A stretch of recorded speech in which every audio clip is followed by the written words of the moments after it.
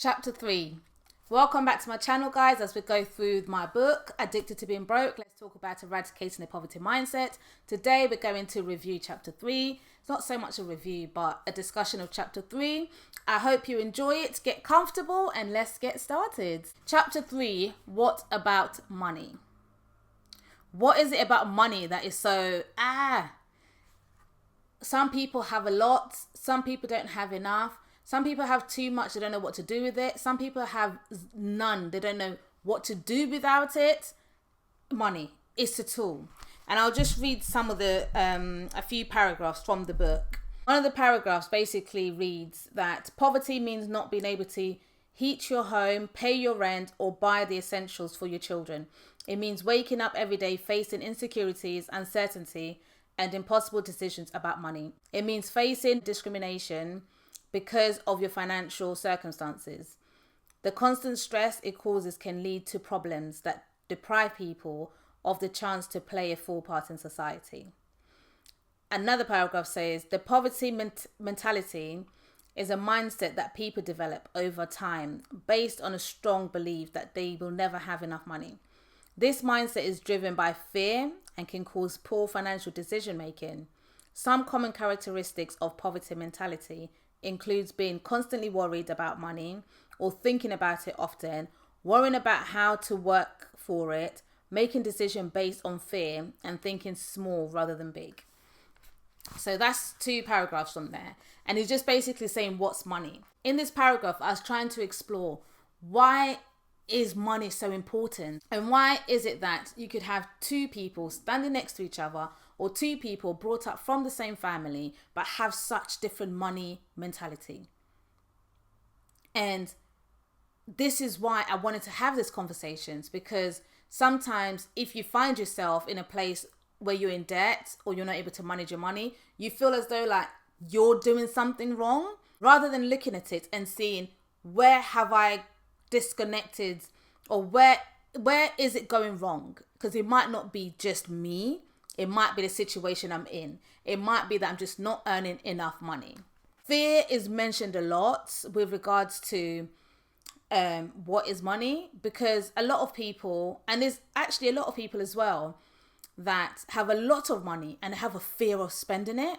And sometimes that comes from growing up really broke or being broke at one point, that you literally develop that fear of, oh my gosh, I'm never ever going to be broke again, so I'm not going to spend any money.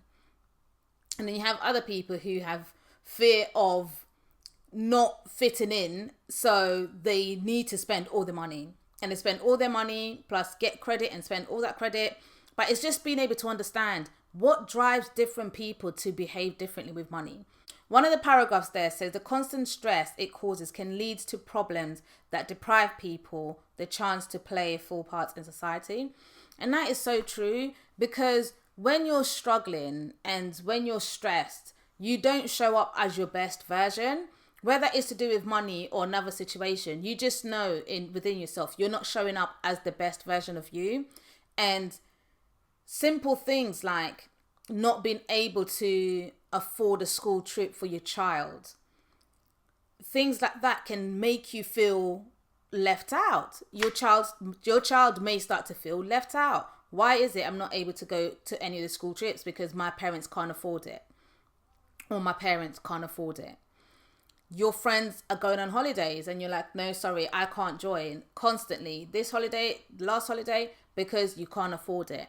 And you do start to feel as though there's a loss of belonging, like where do you actually belong? And this can lead to isolation, because you then end up just wanting to stay by yourself.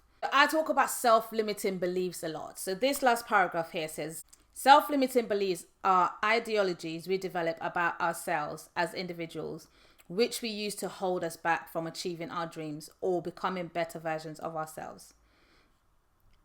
And I talk about a story when I decided to go back to university. But when I left school, the last essays that I did were not very good. And I remember the teacher saying, gosh, you're really not good at writing essays.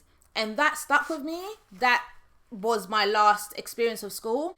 So at this point, I'd just been made redundant. And I knew that I needed to add value to myself. I needed to increase my education level and put myself in a better place to apply for better jobs.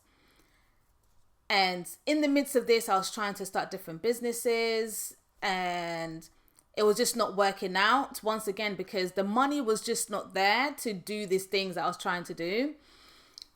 So when I was faced with a choice to go to university, and this was like in my late 20s, I was faced with a choice to go to university. I just remembered I can't write essays, and that's all that was in my mind.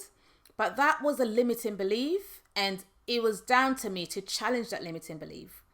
And the only way I was able to do it is by going to university and writing an essay and then see if there's any truth with regards to what my mind was telling me. And luckily, there was no truth to it. When I went back, I really enjoyed myself.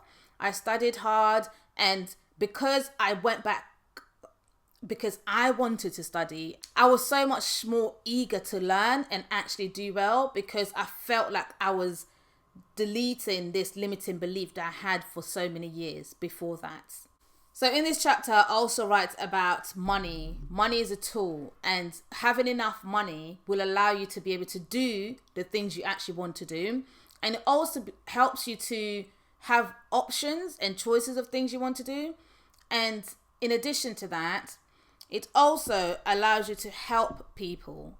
So you can't really help somebody or maybe a family member who's in need if you yourself are also in need.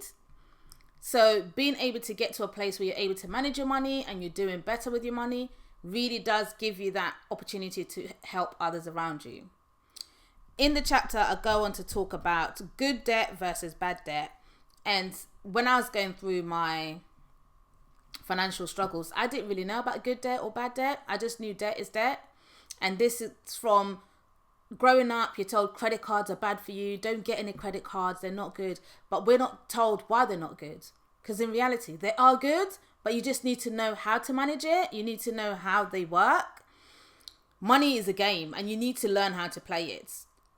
I did not know how to play it. I'm still in the process of learning how to play it. And I'm enjoying the process because I now know it's a game to be played. So good debt versus bad debt. I wrote it here. A simple rule is if it increases your net worth or has future value, it's good debt. If it doesn't do that and you don't have the cash to pay for it, it's bad debt. So basically just understanding that people have things like mortgages. That's classed as a good debt. It's a lot of money that you owe the bank, but it's something that holds value. Whilst you could have debt because you didn't pay your parking ticket. Bad debt. You could have debt for catalogs. Bad debt. Because all these debts, they just don't have any value attached to it. It's just money that you're going to have to pay, and that money is just gone. Then I go on to write about priority debts, which are debts that can cause serious problems. So these are things like your rent, your mortgage, your council tax, gas, electricity, things that you need for your daily sort of life. And if you don't keep up with it and they go really bad, then it's really, really bad. And then your non-priority debts, which includes things like your credit card, your loans, your catalogs credits, those things are bad, but they will mostly impact your credit file. It wouldn't be as bad as your rent or mortgage debt. So being able to understand when you're coming to a place where you want to pay off your debt is being able to prioritize which one is the most important one. What should I be dealing with right now? So chapter 3 is quite long. I'm probably going to have to do it in 3 separate parts. But to conclude this chapter, this is when we start looking at the mindset and